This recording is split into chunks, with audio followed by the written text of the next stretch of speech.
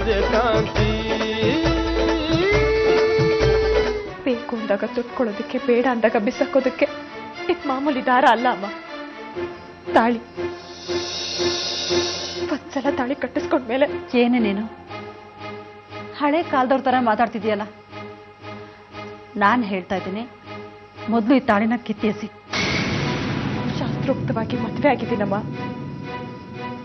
ಸಪ್ತಪದಿ ತುಳಿದಿದ್ದೀನಿ. ಅಗ್ನಿ ಸಾಕ್ಷಿಯಾಗಿ ಮಾತು ಕೊಟ್ಟಿದ್ದೀನಿ. ಅಷ್ಟೆಲ್ಲ ಆದ್ಮೇಲೂ ಹೇಗಮ್ಮ ನಾನು ಹೇಗೆ ಸಂಬಂಧ ಬೇಡ ಅಂತ ಕಟ್ಕೊಳ್ಳಿ ಹೇಳು. ಕಾಂತೆ, ಬೇಡಮ್ಮ, ನನಗೆ ಯಾವುದಕ್ಕೂ ಮನಸ್ಸಿಲ್ಲ. ತಾಳಿ ಕಿತ್ತಾಕ್ಬೇಕು ಅನ್ನೋ ಪರಿಸ್ಥಿತಿ ಏನಾದರೂ ಬಂದ್ರೆ ಆಗ ಕೆಲಸನ ನಾನೇ ಮಾಡ್ತೀನಿ.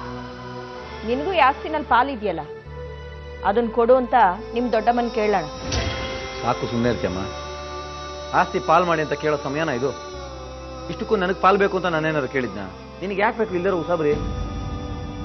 ಅಲ್ಲ ಕೊಣ ಸತ್ಯ, ನೀನೇನು ಮಾತಾಬೇಡ. ಮೊದಲು ದೊಡ್ಡಪ್ಪ ಹುಷಾರಾಗಿ ಮನೆಗೆ ಬರಲಿ. ನಾನೇನು ಈಗಲೇ ಈ ಮನೇನ ಬಿಟ್ಟು ಹೋಗೋನಲ್ಲ. ಈ ಮನೇಲಿ ನಾನು ಮಾಡಬೇಕಾದ ಕೆಲವು ಕೆಲಸಗಳು ಇನ್ನೂ ಹಾಗೆ ಬಾಕಿ ಇದೆ. ಏನು ಏನಂತ ಘನಕಾರ್ಯ ಮಾಡಕ್ಕಿರೋದು? ದೊಡ್ಡಮ್ಮ ಮಂಜುಗೆ ಇನ್ನೊಂದು ಮದುವೆ ಮಾಡಿಸ್ಬೇಕು ಅಂತ ಹೊರಟಿದ್ದಾಳೆ. ಅದನ್ನ ಮೊದಲು ತಡಿಬೇಕು.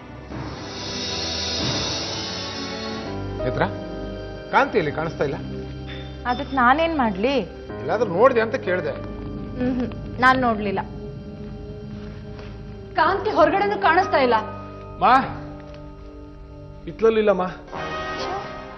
ಬೆಳಗ್ಗೆ ಬೆಳಗ್ಗೆ ಎಲ್ಲಿ ಹೋದ್ಲು ಅಂತ ಹೇಳು. ಒಂದ್ ವಾರದಿಂದ ಹೋಗ್ತೀನಿ ಹೋಗ್ತೀನಿ ಅಂತ ತುದಿಗಾಲಲ್ಲೇ ನಿಂತಿದ್ಲಲ್ಲ, ಅಲ್ಲಿಗೆ ಹೋಗಿರ್ತಾಳೆ ಬಿಡಿ. ಅರ್ಥ ಆಗ್ಲಿಲ್ವಾ? ಅದೇ ಅತ್ತೆ, ಆ ಬಸವನ್ ದೊಡ್ಡಿಗೆ ಹೋಗಿರ್ತಾಳೆ ಅಂದೆ. ಡಾಕ್ಟ್ರೆ, ಏನ್ ಮಾಡ್ಬೇಕು ಅಂತ ನೀವು ನಮಗೆ ಹೇಳ್ಬೇಕು. ಅದ್ಬಿಟ್ಟು ಏನ್ ಮಾಡ್ಬೋದು ಅಂತ ನೀವು ನಮ್ಮನ್ನೇ ಪ್ರಶ್ನೆ ಕೇಳಿದ್ರೆ, ಬೆಂಗಳೂರು ಕರ್ಕೊಂಡು ಹೋಗೋದ್ರಿಂದ ಉಪಯೋಗ ಆಗುತ್ತೆ ಅಂದ್ರೆ ನಾವು ಅದಕ್ಕೂ ಸಿದ್ಧ ಇದ್ದೀವಿ. ನಮಗೆ ನಮ್ಮ ತಂದೆ ಆರೋಗ್ಯ ಮುಖ್ಯ ಅಷ್ಟೇ. ಅಲ್ಲಿ ಕರ್ಕೊಂಡೋದ್ರೆ ಪ್ರಯೋಜನ ಆಗೋಗಿದ್ರೆ ನಾನು ಹೇಳ್ತಿದ್ನಲ್ಲ, ಅಲ್ಲಿಗೆ ಹೋಗೋ ಬದಲು ಬೇಕಾದ್ರೆ ಆ ಡಾಕ್ಟರ್ಗೆ ಕರೆಸ್ಬೋದಲ್ಲ. ಆಗ್ಬೋದು, ವ್ಯವಸ್ಥೆ ಮಾಡಿ, ಅದೆಷ್ಟು ಖರ್ಚಾದ್ರೂ ಚಿಂತೆ ಇಲ್ಲ.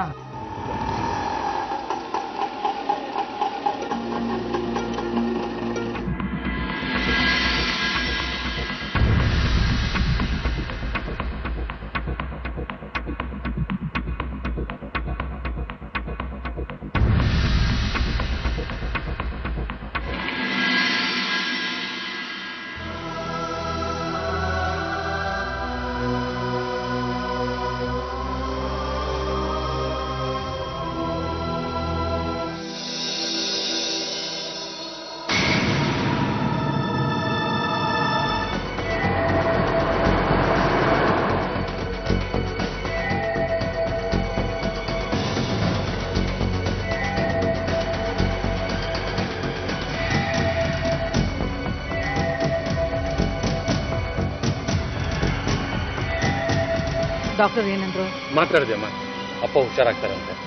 ಬೆಂಗಳೂರಿಂದನೂ ಯಾರೋ ಅಶೋಕ್ ಹೆಗ್ಡೆ ಅಂತ ಡಾಕ್ಟರ್ನ ಕರೆಸ್ತಿದ್ದಾರೆ. ನೀನು ಹೋದ ಕೆಲಸ ಏನಾಯ್ತು? ಎಲ್ಲ ಸರಿ ಆಯ್ತು.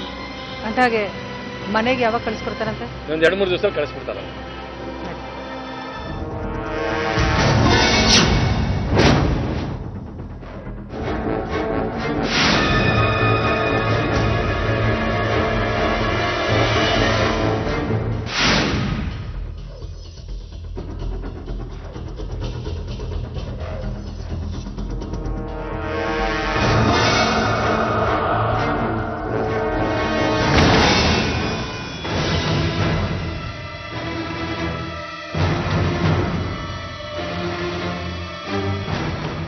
ಡಾಕ್ಟರ್ಗೆ ಹೇಳಿದೆ, ಅವರಿಂದ ಬೆಂಗಳೂರಿನ ಕರೆಸ್ಬಿಡು.